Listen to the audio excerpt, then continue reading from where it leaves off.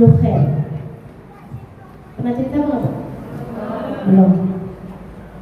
Ada dulu seorang pemuda disenengin sama raja.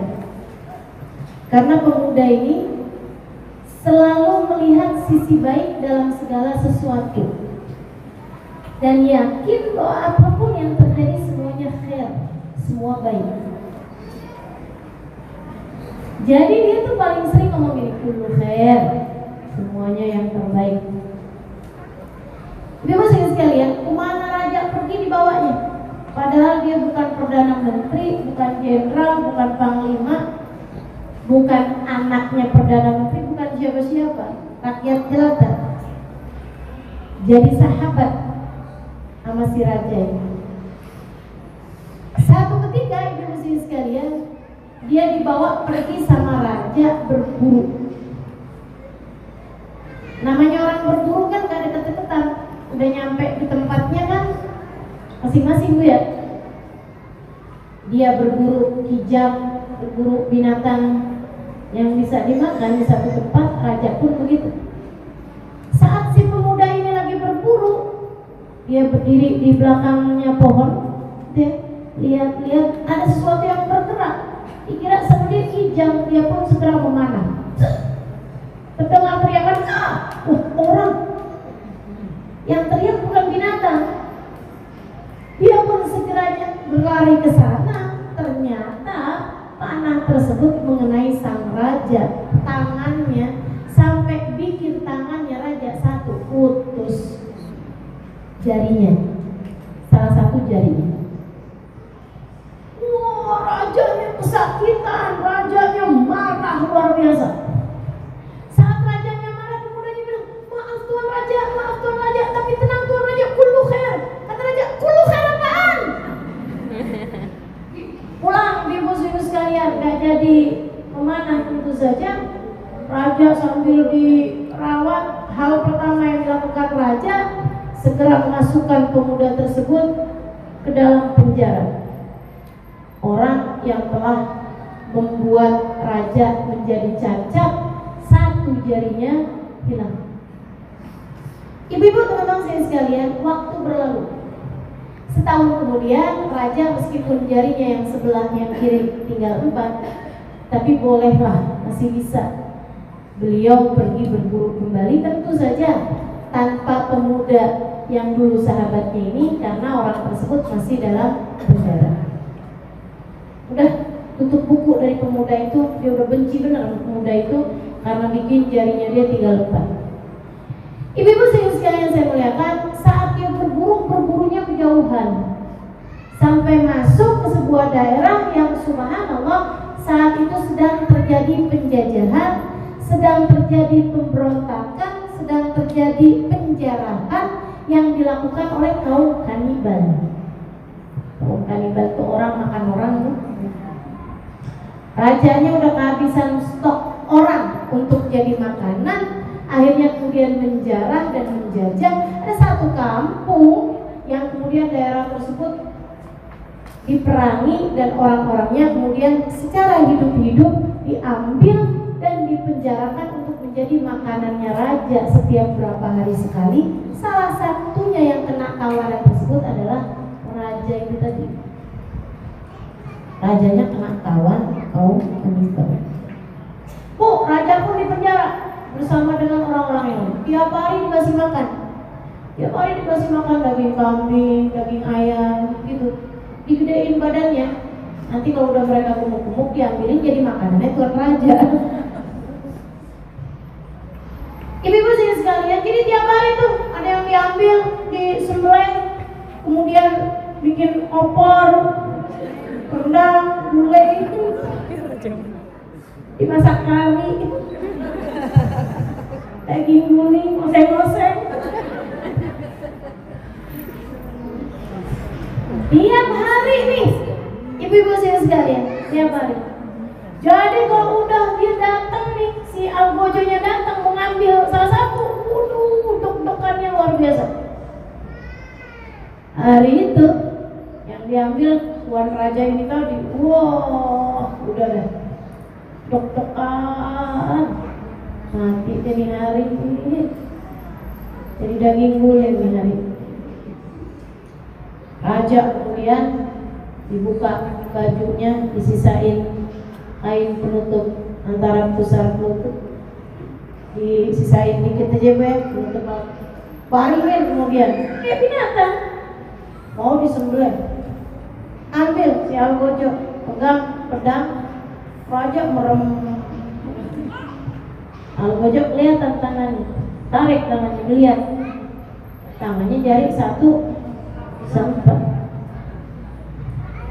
Udah mau siap-siap pun nggak jadi nih, siap-siap sembelih nggak jadi. Dia laporan kepada sang raja. Rajanya dia, Tuan, hari ini rencananya tukang masak mau bikin daging guling. Enak kelihatannya Tuan, dagingnya hari ini empuk. Dagingnya aja. Cuman masalahnya Tuan, saya tadi mau potong jarinya satu tinggal 4. Yang sebelah kiri, yang kanan sih lengkap saya liatin. Kaki-kaki semua lengkap, cuman tangannya doang sisa 4. Gimana Tuan? Rajanya bilang, nggak mau saya.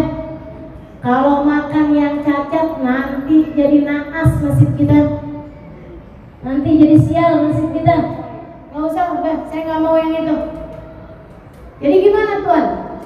Ganti aja sama yang lain, ada banyak masih kita punya stok. Yaudah ganti yang lain. Yang tadi ini kita apain Tuan? Lepasin aja daripada ngerugiin kita mesti ngasih dia makan. Kan pikirnya cuma gitu aja Bu. Lepasin aja daripada ngerugiin kita mesti kasih makan. Algojonya balik. Ini kan raja ini kan nggak tahu-tahu nih. Dia pikir nih kenapa nih orang yang nyembelih saya. Dia melek lagi belum datang. Agak belum. Akhirnya melek lagi orangnya datang. Waduh siap-siap. Dia udah pejem-pejem malah dilepasin iketannya. Habis itu terus dibangunin, dia bilang sana pergi. Saya nggak jadi disembelih, nggak jadi. Kenapa? Seneng sih nggak jadi disembelih. Tapi kenapa? Dia penasaran gitu. Kami nggak jadi nyembelih kamu hari ini karena Tuan Raja nggak mau sama kamu. Kenapa? Dia bilang pengen tahu gitu sebabnya. Dia bilang karena jari kamu sebelah cuma tinggal 4, kami nggak mau makan yang cacat. Wah, jadi gara-gara jari saya 4 nih. Alhamdulillah, kullu khair.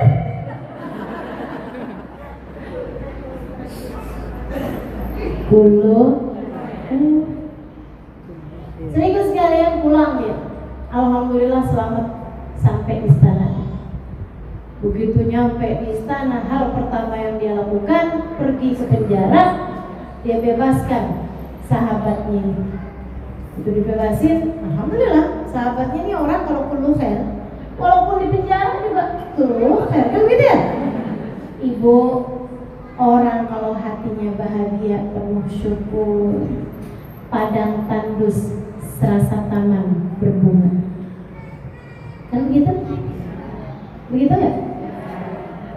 Orang Bu, kalau hatinya bahagia, dia tahu dia hamba Allah Ta'ala yang selalu berada dalam pandangan Allah, akan tahu apa yang harus dilakukan, bahkan ketika dia berada dalam penjara sekalipun.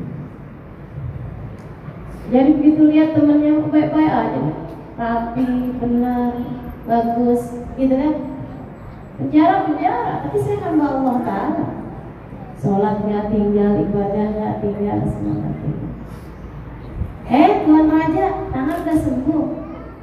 Dipelukin ke Tuan Raja. Maafin saya. Hari ini saya akan bebaskan kamu. Maafin saya. Saya udah penjarain kamu setahun. Nggak apa-apa Tuan Raja.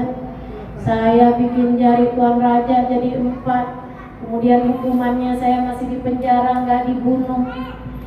Saya dikasih makan tiap hari, alhamdulillah, nggak harus kerja. Saya dikasih makan tiap hari.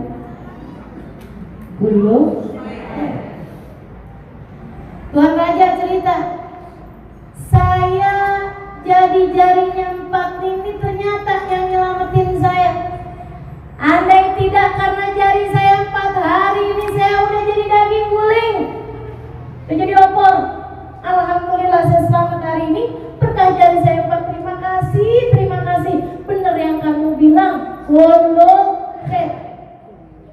Maafkan saya udah bikin kamu di penjara selama setahun ini. Rajanya cerita, kemudian dia ditahan sama kaum kanibal gini gitu. Katanya pemuda tersebut, "Kak gitu Tuan Raja, alhamdulillah saya sama Tuan Raja dipenjarain. Karena kalau saya gak dipenjara, Tuan Raja pasti ngajakin saya pergi berburu. Kalau saya ditangkap sama kaum kanibal, kalau Raja ditangkap sama Tuan kanibal, sama orang kanibal, saya bakalan ikut ketangkep juga.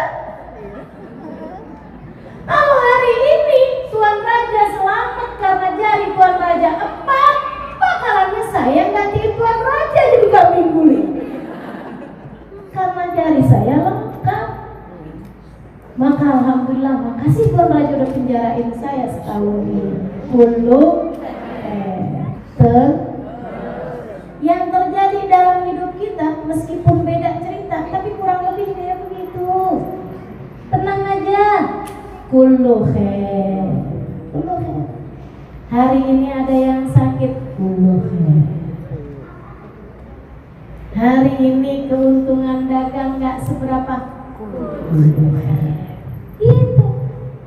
Tahu atau tidak tahu hikmahnya, kita harus paham bahwa apapun yang Allah tetapkan dalam kehidupan adalah yang terbaik. Iman itu namanya iman. Maka kalau ditanya bagaimana caranya menjadi hamba-hamba Allah yang beruntung hidup dunia dan akhirat, tidak rugi hidup dunia dan akhirat, maka nomor satu yang Allah sebutkan tadi, illal ladina aman, berimanlah kepada Allah Subhanahu wa ta'ala. Pahami, kita hambanya Allah, kita hambanya Allah. Apa-apa terjadi, semua dari Allah, semua dari Allah. Itu Bu ya, itu Bu ya, itu Bu ya.